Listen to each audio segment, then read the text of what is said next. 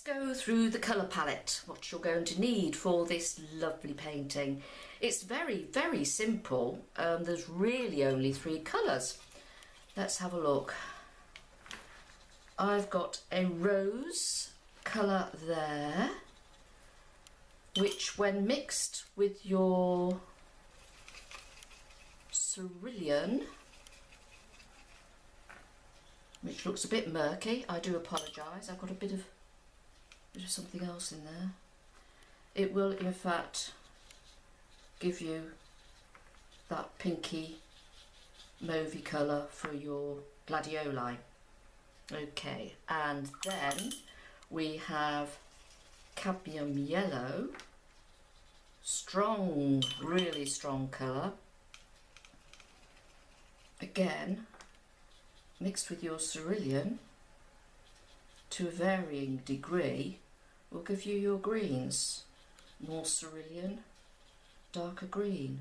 So that's only 3 colours. I did in the second painting, the darker painting, put some Payne's grey in, but you know, if you use a mixture of that and a lot of that, it's a nice colour, isn't it? And possibly you can get a pretty murky grey colour, but Payne's grey is good. If you don't have cerulean, it's okay, use something else. As always, I say don't follow me slavishly.